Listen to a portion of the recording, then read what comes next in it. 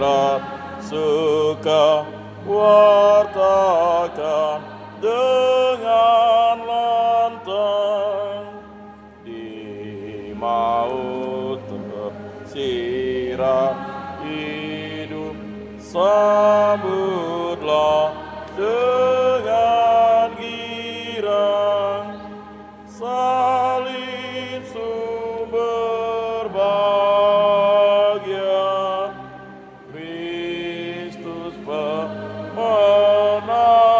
jaya.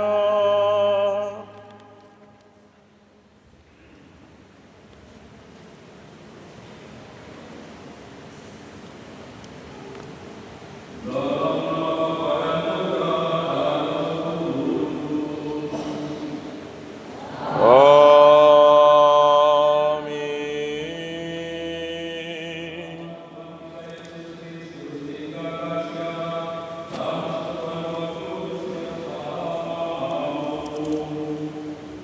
Dan bersama rohmu.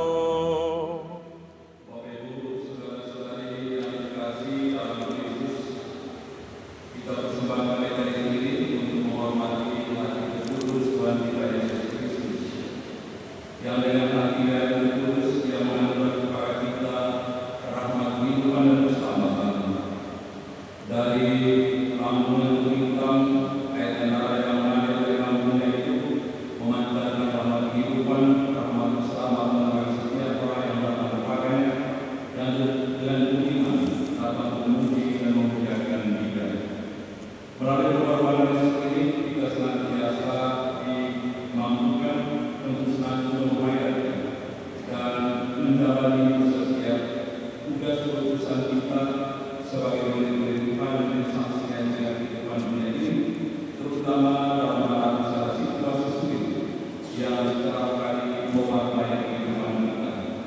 Penderitaan Tuhan dan kematian yang memberikan kekuatan kepada kita, salibnya memberikan kekuatan, memberikan keselamatan bagi setiap orang yang percaya kepadanya. Maka mari kita memohon rahmat kepada Tuhan Allah Kudus agar kita mampu menjadi saksi dari kehidupan dunia ini, walaupun akan kita menghadapi berbagai tantangan dan kesulitan karena iman kita kepada Tuhan yang Maha Tinggi. Mari kita berkata di hadapan Tuhan, kita mengampuni daripada segala dosa dan salah.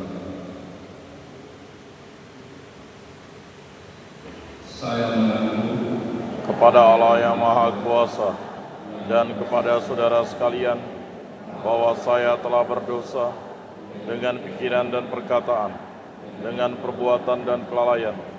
Saya berdosa, saya sungguh berdosa.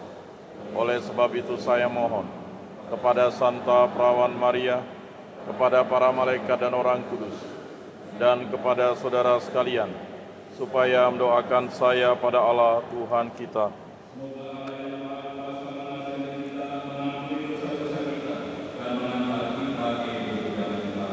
Amin.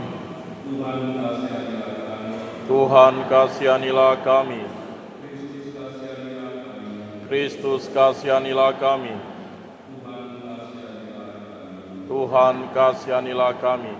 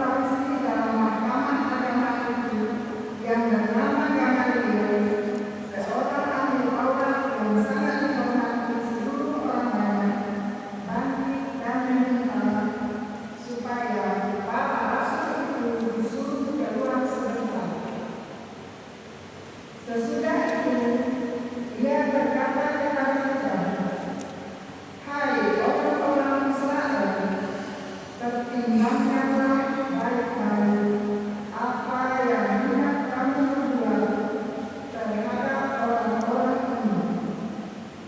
Sebab dahulu telah muncul si Teudas yang mengaku dirinya seorang istimewa, dan dia merupakan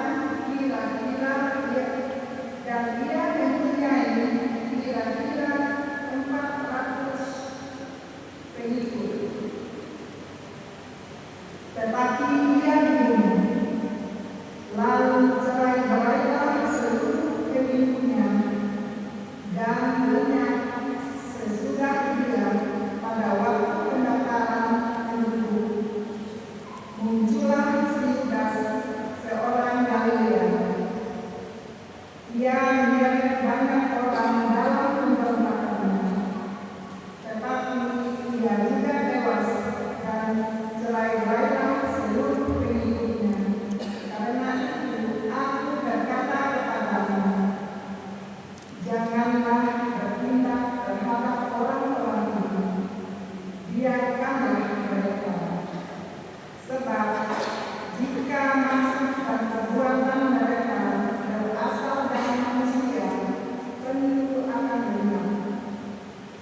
Tetapi kalau berasal dari Allah, kamu tidak akan dapat melenyapkan orang-orang ini.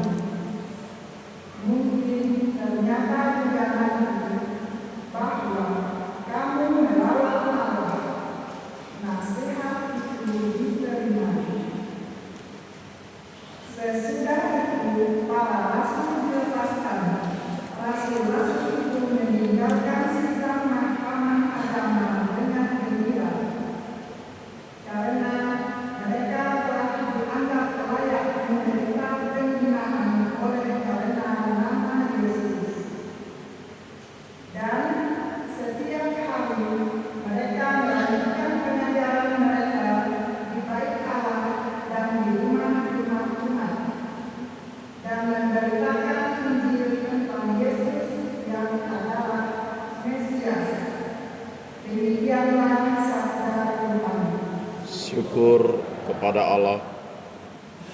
Refren, satu hal ku minta kepada Tuhan, diam di rumah Tuhan seumur hidupku. Satu hal yang kuminta dari Tuhan, diam di rumah Tuhan seumur hidupku. Tuhan adalah Tuhan dan keselamatanku. Kepada siapakah aku harus takut? Tuhan adalah benteng hidupku. Terhadap siapakah aku harus tinggal? Refren,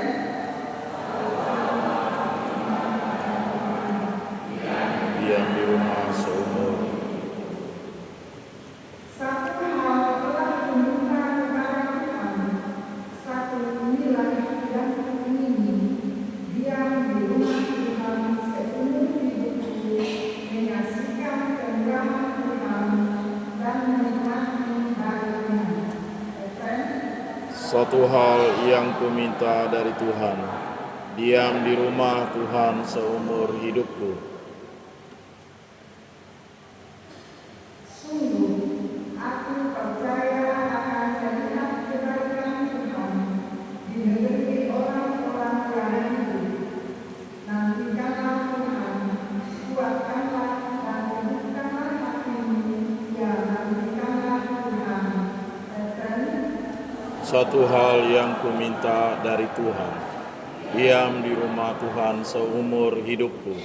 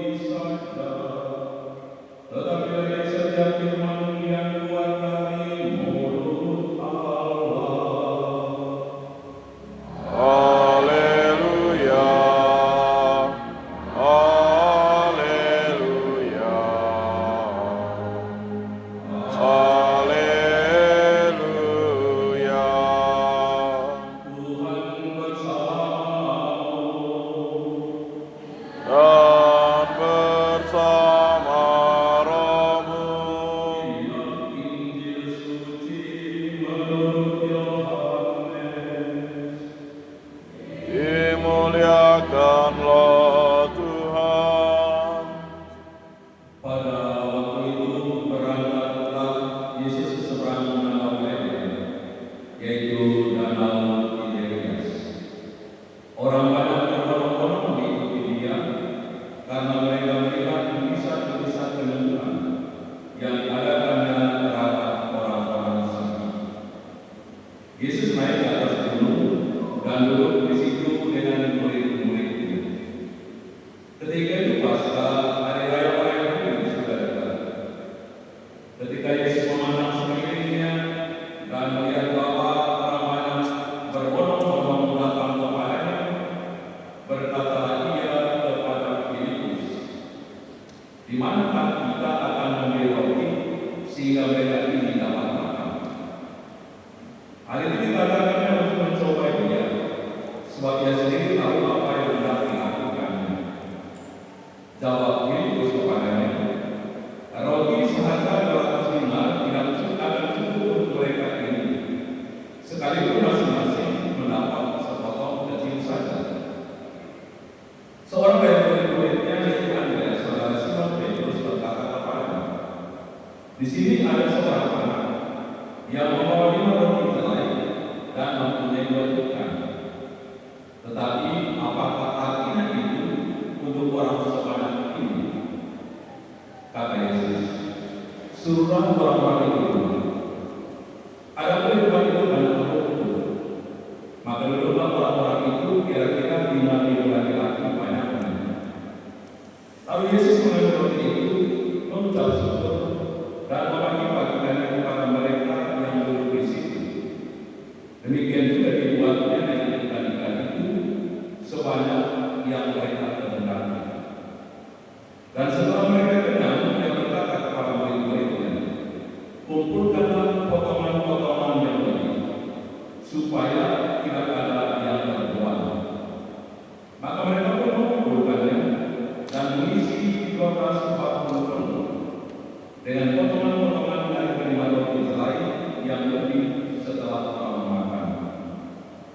Ketika orang-orang itu melihat mujizat yang telah diadakan Yesus, mereka berkata, "Dia ini benar-benar Nabi yang akan datang dalam dunia." Karena Yesus tahu bahwa mereka akan datang dan hendak membawa dia dengan paksa untuk menjadikan raja, ia menyingkir lagi ke gunung seorang diri.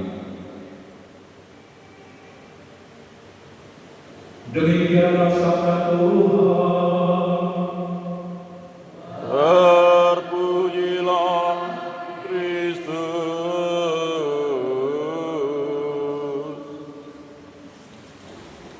Mereka makan sampai kenyang.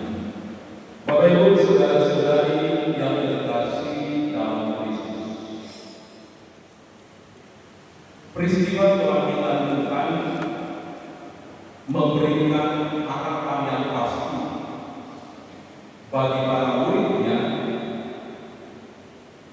akan kehidupan yang berbeda dengan kehidupan yang mereka jalani, terutama kehidupan yang dilakukan oleh Yesus sendiri yang berasal dari Allah.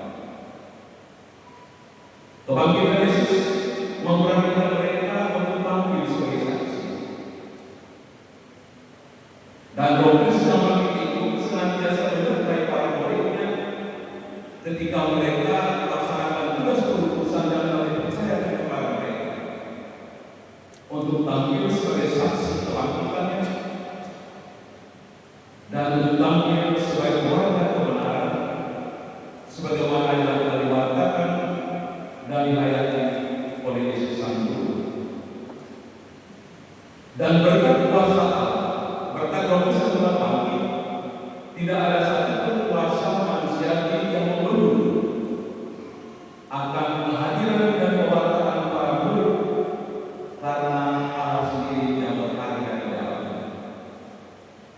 Dalam bacaan pertama kali kita mendengar bagaimana para rasul dihadirkan ke mahkamah agama, tetapi mereka tidak mampu untuk mencapai hukuman kepada para rasul itu. Bahkan para agama sendiri memberikan nasihat kepada mereka ramai untuk tidak membunuh mereka, karena jika pekerjaan ini adalah pekerjaan manusia, maka pasti saat waktu akan berlalu. Tetapi jika pekerjaan yang dilakukan itu adalah pekerjaan Allah, maka tidak ada satupun yang akan berkuasa untuk menghentikannya. Bapak Ibu saudara-saudari yang terkasih, Roh Kudus telah bangkit itu senantiasa menyertai setiap muridnya. Tidak hanya para murid yang hidup pada zamannya, tetapi juga para murid yang kita sekalian yang telah mengaku Dia sebagai Tuhan dan Juru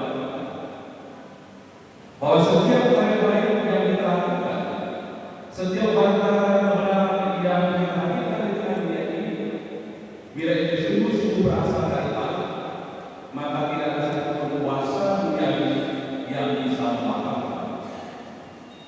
Maka seperti para murid, kita juga diminta oleh Tuhan untuk terus-menerus berarti dan tampil sebagai saksi-saksi kebangkitan dengan pekerjaan-pekerjaan Tuhan yang kita lakukan yang berasal dari Allah, karena Allah sendiri yang berkarya dalam dan melalui diri kita untuk menghadirkan pekerjaan-pekerjaan yang mendapatkan keselamatan, mendapatkan sukacita, mendapatkan damai sejahtera kehidupan bagi semua orang yang percaya. Dan Yesus juga menghendaki agar kita senantiasa membuka diri untuk memberikan waktu, tenaga, pikiran, menghadirkan karya-karya agung keselamatan Tuhan itu melalui tugas karya pekerjaan kita masing-masing. Setiap tugas pekerjaan dan realisasi yang kita lakukan, jika itu dikehendaki oleh Allah, maka kita senantiasa menghasilkan umat yang dinamai sukacita dan keselamatan bagi orang yang mendengarnya. Dan Yesus menantang para murid dalam kisah ini hari ini, apakah mereka juga memberikan diri mereka, waktu mereka, perhatian mereka kepada orang-orang yang sangat membutuhkan kehadiran dan luhuran dan cinta mereka di dalam kehidupan setiap saat. Ketika Yesus melihat orang yang datang berbondong-bondong ingin mendengarkan dan mengikuti Dia, Dia tergerak hati. Karena itu, Dia menyuruh para muridnya untuk memberi mereka makan. Tetapi apa daya para murid pada saat itu hanya sebatas berpikir tentang makanan-makanan jasmani. Filipus salah seorang murid mengatakan, bukan. Bagaimana kita bisa memberikan makan kepada orang banyak ini? Walaupun kita bisa memberikan roti dan orang masing-masing dapat satu, tapi tidak ada faedah yang tidak ada manfaat. Namun di antara mereka yang datang ini ada orang yang membawa roti. Seorang anak dengan ikhlas memberikan apa yang dimilikinya. Keterbukaan untuk memberikan apa yang dimilikinya di hadapan Tuhan justru mendatangkan berkat dan berlimpah. Anak yang memiliki roti ini tidak egois. Dia tidak hanya berpikir untuk dirinya sendiri, tapi dia berpikir untuk keselamatan banyak orang yang pada saat itu sangat membutuhkan makanan secara jasmani. Dengan ketulusan yang mereka yang dimiliki, memberikan kepada murid dan para murid memberikan kepada Tuhan. Dan dengan kuasa yang Tuhan melakukan mujizat, mereka semua makan sampai kenyang. Bahkan dari 5 roti dan 2 ikan masih juga ada yang sisa. Bapak Ibu saudara-saudara yang terkasih, dari peristiwa ini kita melihat bahwa bila kita dengan penuh keterbukaan dan ketulusan hati memberikan apa yang kita miliki kepada Tuhan, maka tidak mungkin yang kita beri satu Tuhan memberikannya sendiri. Artinya bila kita memberikan dengan ketulusan dan cinta dan iman kepada Tuhan, apapun yang kita miliki dalam kehidupan kita, tidak hanya orang-orang mati, tapi juga hati, pikiran, tenaga, dan jiwa kita menjadi kita untuk melakukan pekerjaan-pekerjaan yang berasal dari Tuhan. Maka Tuhan akan melimpah gandakan itu dengan berkat yang Dia berikan kepada setiap orang. Dan dengan tulus dan kerelaan untuk memberikan seluruh hidupnya, untuk memberikan segala apa yang diberikan demi kebahagiaan dan keselamatan Bapak Ibu saudara-saudari yang terkasih, dalam kutipan Injil yang lain tentang sinoptik, ketika Yesus melihat orang banyak itu dan ketika para mengatakan tidak ada roti ada pada mereka, lalu Yesus menegaskan, kamu harus memberi mereka makan. Sampai ini juga ditujukan kepada kita bahwa setiap kita mempunyai tugas dan tanggung jawab untuk memberi makan kepada sesama kita. Bukan hanya makanan-makanan jasmani, tetapi juga makanan rohani. Di dunia ini ada kehidupan orang lapar, tidak hanya lapar secara jasmani, tapi juga lapar secara rohani. Kepada mereka yang lapar secara rohani itu, kita diutus oleh Tuhan untuk memberikan mereka makan, agar ada kecukupan hidup rohani yang mereka miliki sebagai landasan fondasi yang kuat dalam membangun kehidupan mereka sebagai murid-murid Tuhan. Ada begitu banyak orang yang lapar dan haus akan kebenaran, maka tugas kita untuk juga memberikan kepada mereka. Ada begitu banyak orang yang lapar dan haus akan cinta dan kasih sayang, maka tugas kita untuk juga memberikan mereka cinta dan kasih sayang.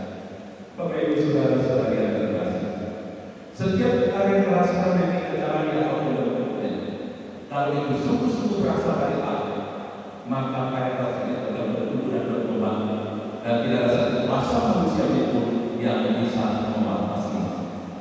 Tetapi kalau setiap karya keras yang kita jalankan hanya untuk menghadirkan diri kita sendiri, maka sekali waktu karya itu akan berhenti di antara kita.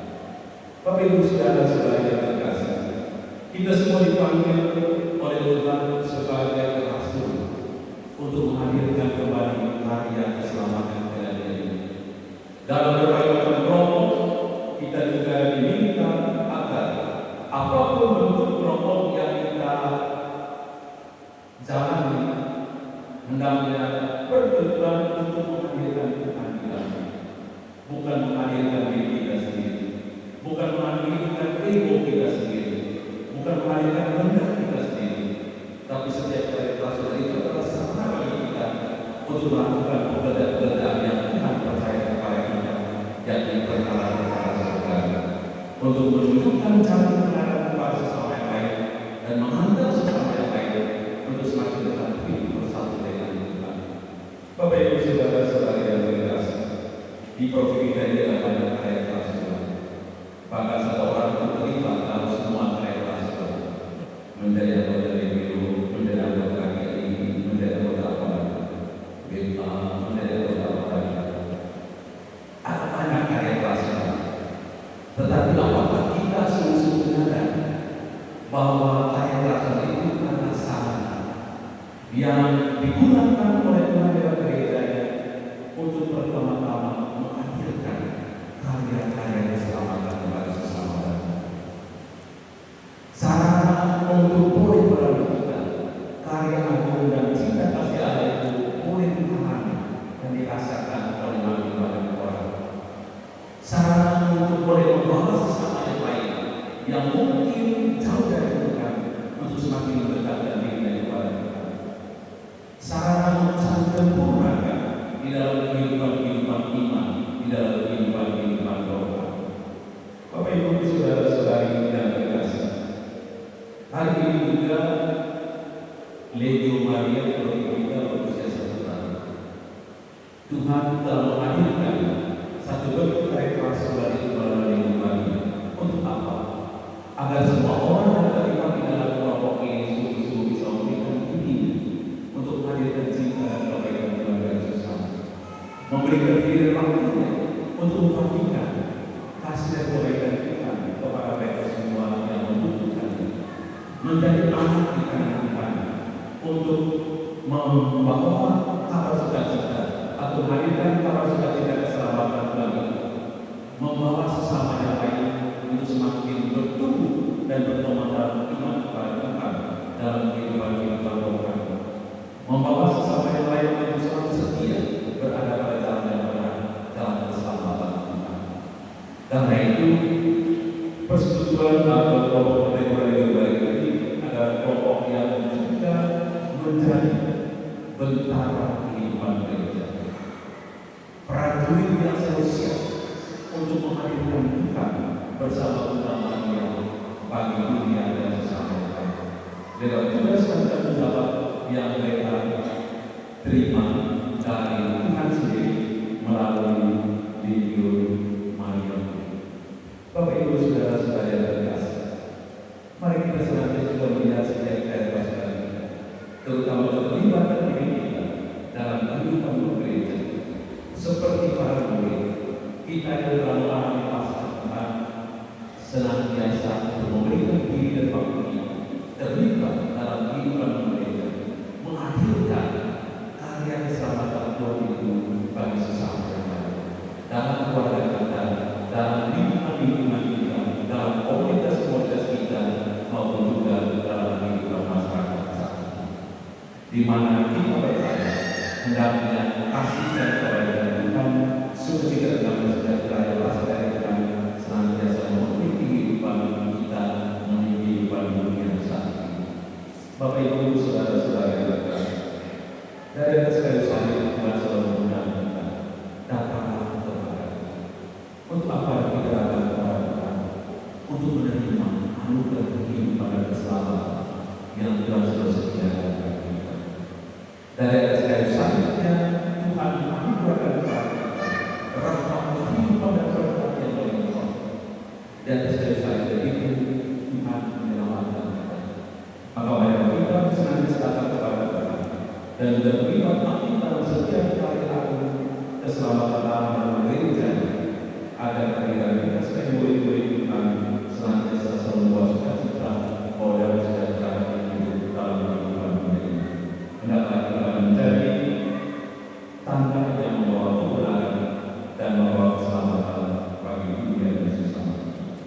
Semoga Roh Kudus yang bagi senantiasa menyertai kita dalam masyarakat tugas karya kerasulan kita, agar melalui berkat yang kita terima dari Tuhan dan berbagi memampukan kita untuk terus-menerus hidup dalam kebenaran iman, hidup dalam cinta kasih Kristus Tuhan dan para